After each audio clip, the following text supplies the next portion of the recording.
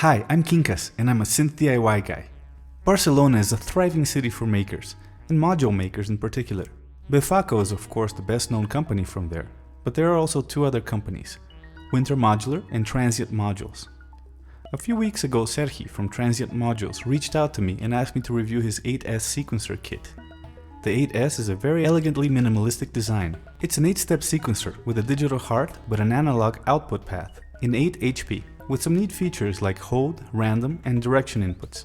A very simple idea but very well implemented and nice to have in the rack, even if you have more advanced sequencers at hand. I particularly like the fact that the output is unquantized, since I like microtones and non-tonality, and my BeatStep Pro always outputs some kind of Western diatonic or chromatic scale. The kit comes with everything you need, including the microprocessor, the crystal for it, voltage regulators, the ICs, including an SMD one, sockets for the through-hole ones, trim pot, ferrite beads, capacitors, resistors, diodes, LEDs, pots and jacks, as well as the headers, spacers, and all of the screws. 2 PCBs and a panel. The pots are the tiny kind that need no knobs and just stick right out of the panel hose, monotron style.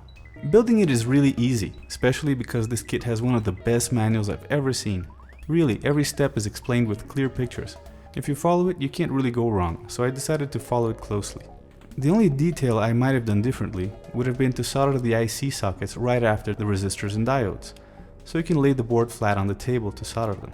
The way the manual is set up, there are already some taller components on the board when you get to the sockets, so you have to kind of hold the socket with one finger while you solder at least one pin to keep it steady, before you can solder the rest of the pins. The kit includes 2 SMD components, a trim pot and an IC. Don't be scared though, these are not so tiny at all, and it was really easy to solder them on. The trim pot is actually quite large. Tin one pad first, line up the trim pot and reflow the solder from the tinned pad to the trim pot terminal. Then just solder the other 2 terminals.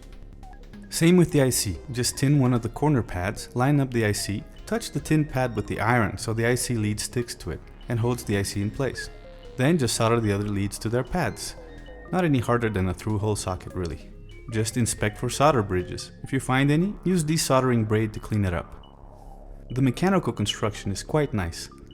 There's a screw and a spacer to hold the control PCB to the panel, since the pots have no nuts, and another spacer and screws to hold both PCBs together, as well as 3 headers to communicate the boards. Remember not to solder the jacks, pots, and LEDs until after you've attached the panel and lined everything up, and don't forget to check for power shorts before you plug it in. There's also a jumper to set it between bipolar and unipolar mode. I set mine up as bipolar. You'll see why.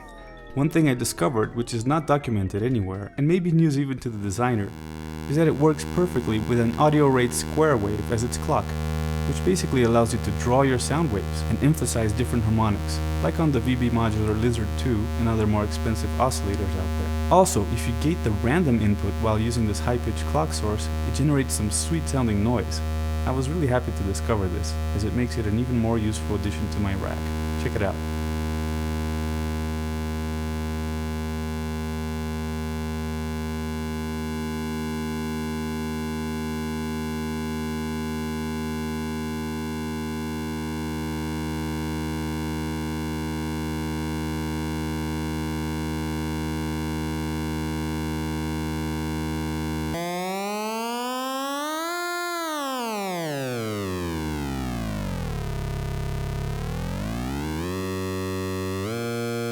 Here I'm sending a voltage to the direction input.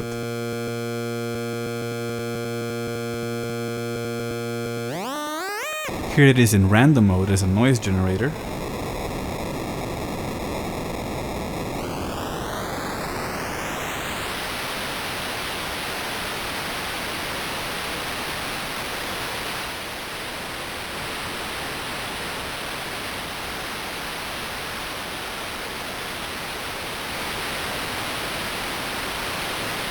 Raising the frequency of the clock oscillator changes the noise density.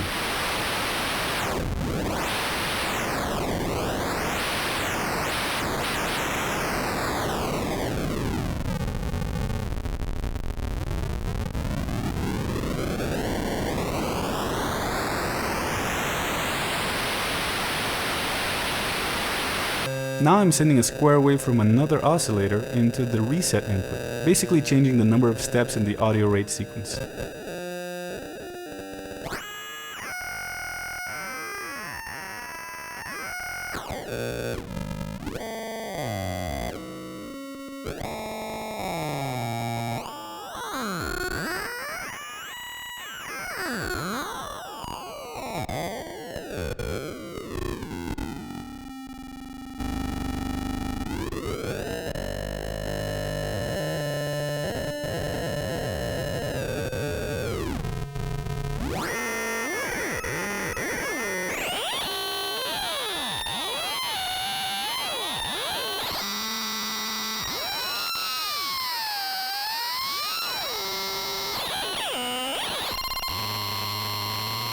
Now I'm doing the same thing but in the hold input, making the sequence stop and go but really fast in audio rate.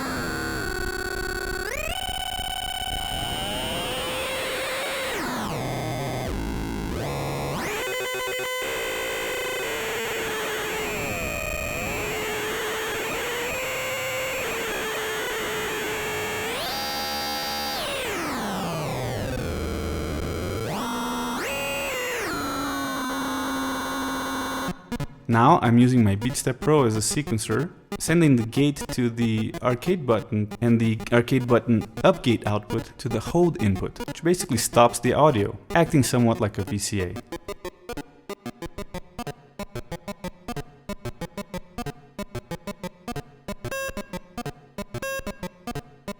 Now I'm sending one of the drum triggers from the BeatStep Pro into the random input, making it spit out noise whenever I send the gate.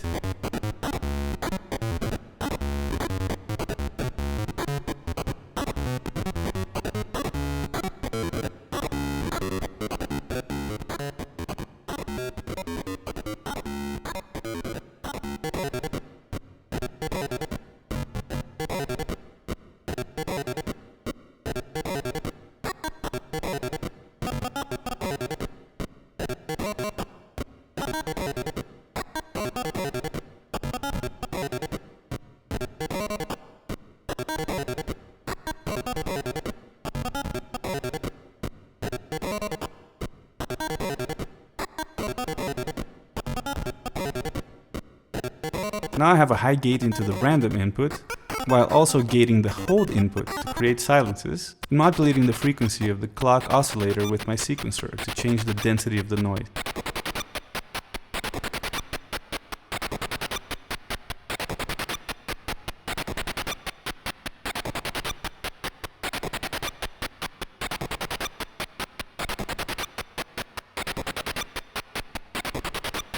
Now that we've had our fun making it spit out audio, let's see and hear it in action as a sequencer.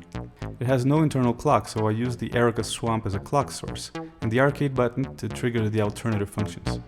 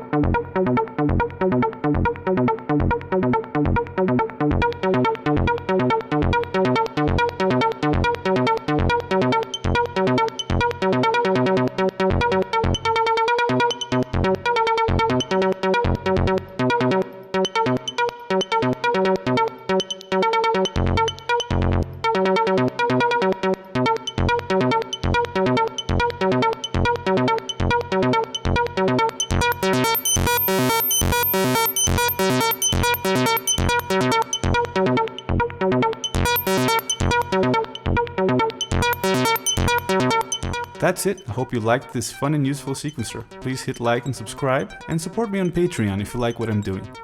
Next week we'll take a look at the Music Thing modular magnetophone. Until then, stay noisy.